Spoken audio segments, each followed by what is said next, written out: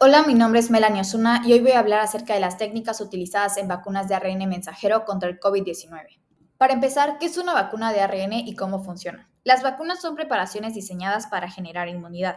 Las vacunas de ARN utilizan una molécula de ARN monocatenario que, al traducirse en nuestras células, producen proteínas del agente infeccioso, desencadenando una respuesta inmune y la generación de linfocitos de memoria. Aunque estas vacunas se estudian desde los años 90, la primera aprobación de emergencia ocurrió en noviembre de 2020, como todos sabemos, por el COVID-19. Ahora tenemos la secuenciación del genoma de SARS-CoV-2, en donde en esta imagen se muestran diferentes pasos. El paso 1 es la toma de la muestra, en donde se obtiene una muestra de exudado nasofaringeo, ya sea hisopado de la nariz o garganta del paciente. El paso 2 es la extracción del ARN, en donde se inactiva el virus para evitar riesgos de infección y se extrae el ARN viral presente en la muestra. En el paso 3 son las estrategias de laboratorio. Después de extraer el ARN, los laboratorios pueden seguir diferentes estrategias para procesarlo.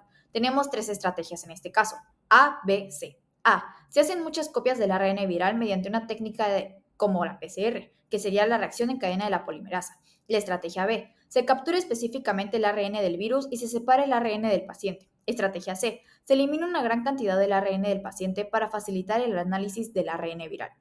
Y paso 4. Secuenciación. El ARN obtenido mediante cualquiera de las estrategias anteriores se somete a secuenciación en la unidad genómica para determinar su composición y su estructura. Y como parte final tenemos el análisis bioinformático, en donde los datos de la secuenciación se analizan con herramientas computacionales para interpretar la información genética del virus.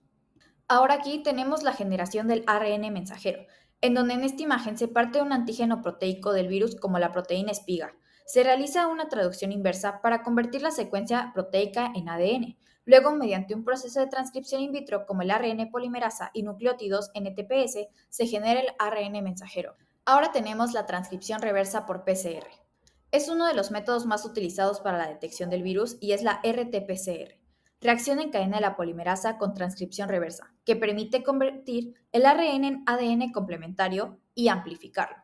En esta imagen se muestran algunas fases del proceso, en donde la primera es la síntesis de ADN complementario.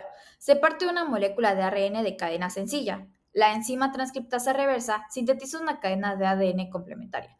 Luego el ARN original se degrada y se sintetiza la segunda cadena del ADN. En la fase 2 está la reacción de cadena de la polimerasa, PCR. La desnaturalización es la primera parte, en donde el ADN bicatenario se separa en dos cadenas simples por calentamiento. Después está el alineamiento. Los cebadores, primers, se unen a las secuencias específicas del ADN. Y por último, la elongación, en donde el ADN polimerasa extiende los primers sintetizando nuevas cadenas de ADN. Este ciclo de amplificación se repite múltiples veces, permitiendo la detección y cuantificación de secuencias específicas del ARN. Ahora tenemos la transcripción in vitro, en donde la imagen muestra el proceso de transcripción in vitro que se utiliza para generar ARN mensajero a partir de una plantilla de ADN. Los pasos del proceso son: 1. La plantilla de ADN contiene la secuencia que codifica el ARN mensajero e incluye un promotor para el ARN polimerasa.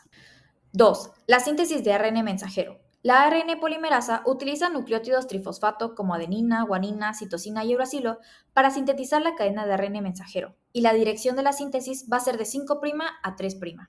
Y en otra parte tenemos la estructura del ARN mensajero transcrito, en donde Cap5 protege el ARN mensajero y facilita la traducción. La UTR va a ser la región no traducida. Esta influye en la estabilidad y la traducción del ARN mensajero. La ORF es el marco de lectura abierto, en donde se va a contener la información para la síntesis de proteínas. Y la cola poli en la 3' mejora la estabilidad y la eficiencia de la traducción. Ahora, por último, tenemos la encapsulación de nanopartículas lipídicas. Esta es una tecnología clave en las vacunas del ARN mensajero contra el COVID-19. Estas nanopartículas actúan como un sistema de transporte que protege y facilita la entrada del ARN mensajero dentro de las células. Ahora tenemos el proceso de encapsulación y fusión, en donde la composición están formados por fosfolípidos, colesterol y polietilenglicol, creando una vesícula estable. Tenemos la protección del ARN mensajero, que estas evitan la degradación antes de llegar a las células. La entrega eficiente. Funcionan como la membrana celular y liberan el ARN mensajero en el citoplasma.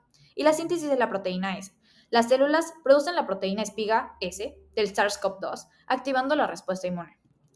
Como conclusión, las vacunas del ARN mensajero representan una revolución en la inmunización, permitiendo una respuesta rápida ante pandemias. Su desarrollo es posible gracias a técnicas avanzadas como la transcripción inversa, la PCR, transcripción in vitro y otras que hemos visto aquí. Gracias a estos avances, hemos podido desarrollar vacunas seguras y eficaces en tiempo récord, protegiendo a millones de personas en todo el mundo.